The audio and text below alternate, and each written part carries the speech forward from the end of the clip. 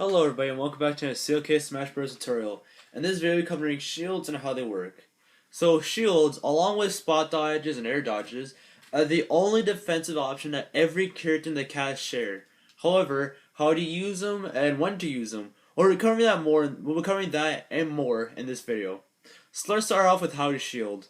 So to shield, all you must do is simply press the L or R trigger, which is located on the top left and top right side of your analog stick. Usually, when you shield, your shield will decrease in size. However, for the sake of this tutorial and because I have a mod on, your shield in this case, my shield will not be decreased in size. But usually, when it does go down in size, it will get smaller and eventually shatter. I'll go more into that later on in the video. So, as long as a person does a move and makes contact with the shield, you will take no damage. As you can see here, I'm being jabbed. As long as I'm angling my shield properly, I'm taking 0%. I'm taking 0% until I let go of my shield. So if I am under pressure by moves, I can do what's called a shield grab by simply pressing the A button, and what that does is I do a grab out of shield like this. I mean, I can follow properly, do a couple combos with that.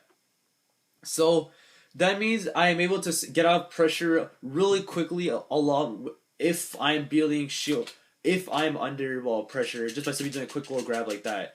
However, do not expect your grab to always win, because if your opponent has proper shield pressure and or good spacing, they will be able to get past your shield grab and just eventually overpower your shield options. You don't only have shield grab you don't only have the shield grab option once you're done shielding. You have many more options. However, I'll leave it to you guys because that is character dependent and matchup dependent, so it's up to you guys to figure it out. And it's generally just somewhat hard to explain in some cases, but it's so that you don't only have shield grab for some character, and for some characters you can do a quick little nair out of it. Samus can up B out of it, but Fox can't. Just up to you guys to figure it out. So when should you shield? Shielding isn't always the best option. You can always run up and shield to your opponent, and while that is an option, you can always simply get grabbed and comboed on very easily, and in some matchups, like as mentioned in my other video, I'll throw up an annotation right here, getting grabbed can be a result of an end of stock right here, or make you eat a lot percentage, which eventually can kill you in the long run. However, don't underestimate shields, as simply blocking one move can easily turn the tide of battle, because you can block a projectile, block a move, to be turned into a grab, and up to a couple kills here and there. So, as mentioned earlier, there are ways to get past shielding. You can do what's called good shield pressure. So Fox has a thing called waist shining, and it's up to you guys to figure out how to do it. But if done properly, you can shield pressure on your opponent very effectively, meaning your opponent won't have time to react to it, and they can't shield grab because you're busy shining them like so. However, I'll do again. Like every character's shield pressure option is different. It can come down to good spacing, different shield pressure options, not just simply be it's like shines, but also be like aerials, a combination of shines and aerials. It's up to you guys to figure it out. Not only that, but you can also use different variations of tech skills, such as wave dashing out of shield, up being. There's so many things you can do with and without your shield that it really just depends how and when you use it. Also, it's a little thing for melee only. If you hold Z, you get a much larger shield than you usually would. However, if the shield does make contact with any hits, you will slide a lot farther than you usually would if you are to get hit with like your L shield.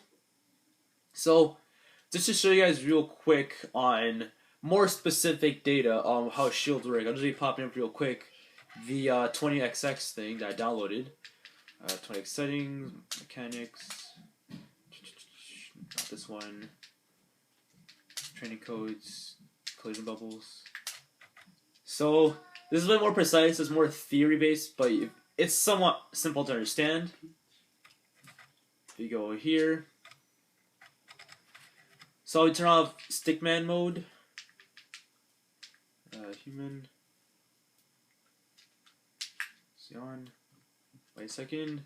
And save and exit. But there was supposed to be collision bubbles on. It's the thing where you can see your hitbox, and it allows you to have a generally better idea on how to avoid getting hit. Just give me a couple of seconds here. Oh, press D-pad right to toggle collision buttons. Yeah, okay. Save and exit.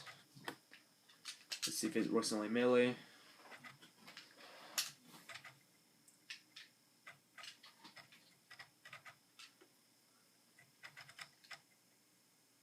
So as you can see here, it's sort of weird, but you only see Fox's red body, or yellow body, so this represents hitbox. So as you see here, when I shield, none of my hitbox is exposed, meaning I'm able to block many attacks. This is a blue meaning I'm invincible. On top of that, it covers my whole body, but usually it would break, resulting in me getting hit stun. So that's all for the video. Also, just a quick thing before I leave is that you can angle your shield, so even if you do have a very small shield, you will be able to angle it. On top of that, a character's shield size and shield strength, meaning how many hits they can take and how they act out of shield, how much they slide, is based on who you're playing and what move is being making contact with shield. So there's a lot of theory and practicing simply knowing what to do and when to do it. So I'll leave it to you guys to figure it out and to see you guys next time.